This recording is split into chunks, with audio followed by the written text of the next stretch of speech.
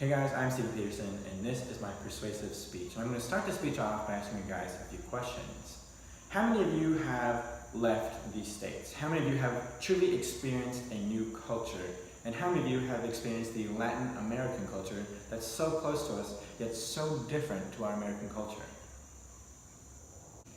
And now I know a couple of you may have done like this and been like, well, I left the country, I didn't go to Latin America, and I really never truly experienced another culture because my 1 or 2 week mission trip doesn't really count. And when I say truly experience another culture, I mean actually diving in and getting to understand what these cultures likes, what they do, what they don't do, what they believe in, what they don't believe in, how their government works, how their school system works, everything like that. Like things that even are so simple as to what can make a town. Because when you just go on a mission trip for 1 to 2 weeks, you don't understand that. And you don't even get to understand any of that if you've never even left the States. And there's so many specific things as Latin American culture that you can all find right here in the beautiful country of Costa Rica.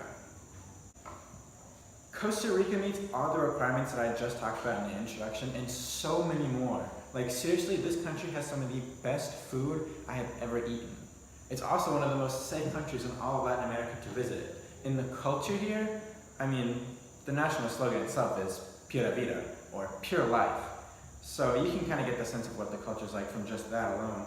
But it's still so different from the American culture when you really get out into the country and start talking to the people and experience how they are and just the friendliness that they all have. Every single person I talk to from here that have been to the States have all talked about how mean and cold and just to themselves Americans are. But when it's here, we're going to keep our door open on Sundays, and we're going to let anyone in, and we're going to invite them over for dinner, and we're going to invite them over for parties, or just to come over and play cards. See, that's how the culture is here. It's just pura vida, just kind of go with it. Just be a person, be a Costa Rican. So the culture, that is one of the biggest reasons to get out here and experience it. It's just here waiting for you to leave your house in the comfortable America and get out to an entirely new culture and experience who these people are. And now the next thing I'm going to talk about is the food. So I need to start this off with a story because when I first came to Costa Rica, this was a big problem I had with my mom because I kind of grew up as a picky eater, I didn't really want to eat anything that wasn't peanut butter and jelly, if I'm honest. And so when I came here, it was like, well, what do the people eat here? And everyone that I talked to that had already been to Costa Rica before was like, well, you're looking at rice, beans, and chicken. And that was for lunch. And so for dinner, it's rice, beans, and chicken. And it's also some more rice and beans and chicken if you were hungry after that. So that's all the food that they have here, but it's just so much more than that. It's just not a plate of rice and beans and chicken. It's chicken served with different sauces and spices and prepared specially. Sometimes it's smoked, sometimes it's barbecued.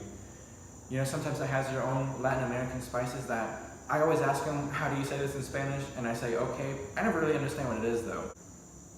When you come to Costa Rica, you cannot say, I don't think this food looks good. I'm not going to have it. Because that's not how it works. That's not how you get to experience another culture. See, I brought my family here on a vacation because I like it here so much. And we ordered this thing at a restaurant. It's called fish soup. Now that sounds absolutely disgusting. Because especially when you find out that in the menu it says it's made with fish heads. But that was actually my dad's favorite thing through the entire vacation. It's called fish soup and it's his favorite thing. It's incredible. Just all the cooking here, the culinary skills, how they do things, it's absolutely astonishing and is one of my favorite parts about Costa Rica.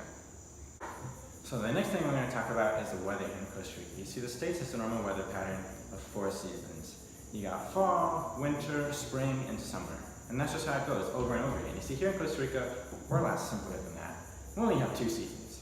We have rainy season, in which this umbrella becomes your best friend. You just hold it over your head and you're perfectly fine. And then you have dry season, and that's when this is still your best friend because you hold it over your head and it blocks the sun and you don't get your scalp burned, you don't sweat as much, you just have portable shade. You see, when you travel to Costa Rica, this umbrella is one of the essential carrying items all the time. Just stick it in your backpack, you can buy one, so not like this, so not even super expensive to buy here if you happen to forget one. You can find a street vendor, they're usually selling them for maybe $2, and you have umbrellas at work and you just carry it with you all the time.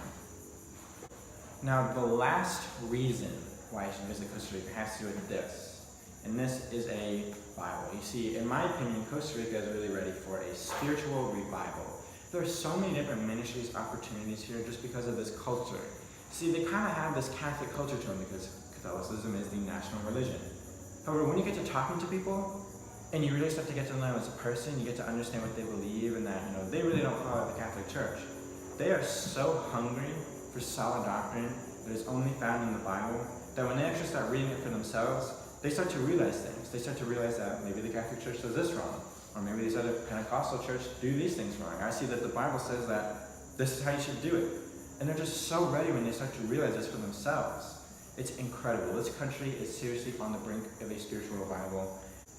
It's seriously a once-in-a-lifetime chance to come and experience a culture that has so many beautiful things: beaches, food, the culture, the weather, and the spirituality of the entire country. These are just some of so many factors that I can't even fit into a 4 to 6 minute speech of why you should come to visit Costa Rica. I don't even know why you're still watching this speech. You should be opening up booking.yeah so you can get your plane ticket and come here.